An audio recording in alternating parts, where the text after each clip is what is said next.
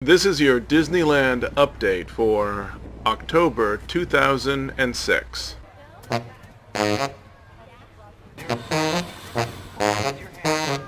For the past year, Disneyland executives have been planning a Halloween time event to compete with the highly successful Halloween time event that happens just up the road at Knott's Berry Farm each year. Unlike the Knott's event, however, which is primarily directed at adults over the age of 13, the Disney event is directed at families. This is the first time that Disneyland has attempted a park-wide seasonal overlay, except of course for Christmas. Though significant areas of each park have received Halloween decorations, if successful, Disneyland will continue to add new Halloween decorations to the park over the next few years.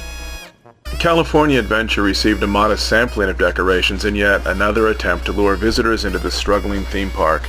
The problem is the park remains empty. It also received 2 seasonal overlays for existing attractions. The first converts the troubled Golden Dreams Theater into the quickly assembled Golden Screams Review. And finally, Maleficent. All right, your votes have been cast, and now it's time, as the Magic Mirror said, for us to gaze into the Magic Handheld Mirror to find out who is the winner. The review is an overly familiar collage of Disney clips followed by audience voting for a favorite villain. On the other side of the park, the lobby in the Tower of Terror has also received a little holiday sprucing.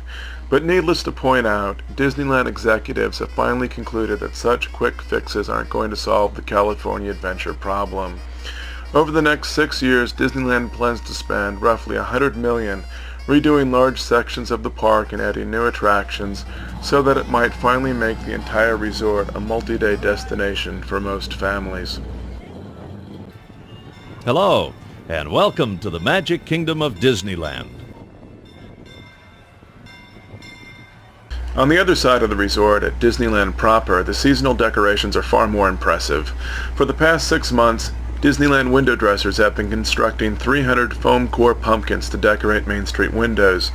Tice Miles, one of the window dressers, explains that she researched the Victoriana design of the pumpkins in books and on the internet while keeping Walt Disney's mantra in her head, that every window on Main Street must tell a story. Gather round and join in our happy celebration. Yes, welcome, one and all to the Main Street Pumpkin Festival. I'm Jackie O'Leary at your service. These fine young folks are our Pumpkin Festival volunteers, and this lovely creature is our dear Miss Cobbler. So, let's welcome the season with a little welcoming song. Here we go, on kids. Sway back and forth. There's pumpkins all up and down Main Street. There's pumpkins and good times galore. There's pumpkins all up and down Main Street. Can't wait till you see what's in store. That's grand. How sweet, trick or treat. Time to wear costumes and meet new friends. How sweet, trick or treat. It's Halloween time again. Everybody swear with us, here we go. Sing along. There's pumpkins all up and down Main Street. There's pumpkins and good times galore. There's pumpkins all up and down Main Street. Can't wait till you see what's in store. How sweet, trick or treat. Time to wear costumes and meet new friends. How sweet, trick or treat. It's Halloween time again.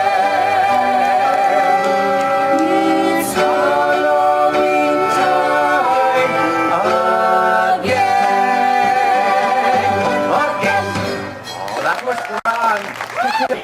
Also opening this month is the Jedi Training Academy, an audience participation show in which children are trained with lightsabers to defeat Star Wars villains. The show comes from a popular run at the Disney MGM Studios in Orlando.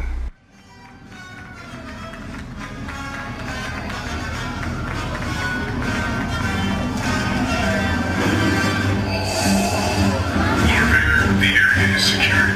Darth Vader, who wants to reel this visit? You may dispense with the pleasantries. I come with an offer for an even greater journey. You have all only begun to discover your power. Join me, and I will complete your training. If you only knew the power of the dark side. You are wasting your time, Vader. These students would never turn to the dark side. Besides, you are clearly outnumbered. You underestimate the power of the dark side.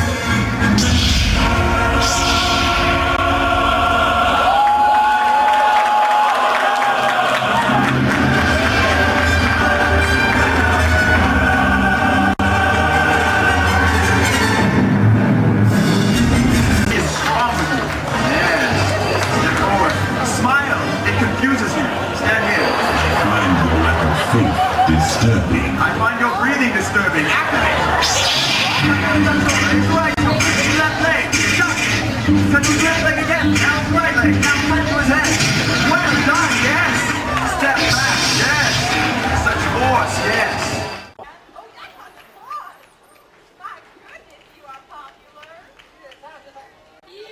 Big Thunder Ranch has been converted into Woody's Halloween Roundup. As at Christmas time, the ranch is also the home to the Pixar characters from Toy Story. But as you look around the ranch, let me skip ahead for a moment. The big story this month, as reported by Al Lutz, is the possible transformation of Tom Sawyer's Island into a pirate playground. Supposedly plans, if approved, would call for the 1956 fort and caves to be removed from the island and replaced by more modern, perhaps interactive, playstations. It comes as no surprise that children today are more familiar with Jack Sparrow than with Huck Finn and Tom Sawyer.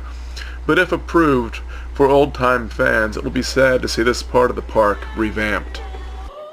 But the piratization of Disneyland doesn't end with Tom Sawyer's Island. It's no secret that the Walt Disney Company has been looking for a genuinely successful film franchise for years. Now that they have one, it seems that much of this corner of the park will go the way of Johnny Depp. Already the pirate-themed shop Port Royale has pushed Le Baton Rouge out of the favorite corner spot to better capitalize on pirate souvenirs. A few weeks ago, Le Baton Rouge reopened at the back of the Orleans complex. The seasonal favorite Holiday Haunted Mansion has already opened this year. There are no significant changes to the ride itself, except for the addition of a few gift boxes and paintings in the attic sequence. The pieces were added to accommodate, or rather to hide, upgrades to the regular version of this ride installed earlier this year. The mansion's grounds are filled with the usual pumpkins and skeletons, with the exception of this new scroll which oddly has the word mistletoe misspelled.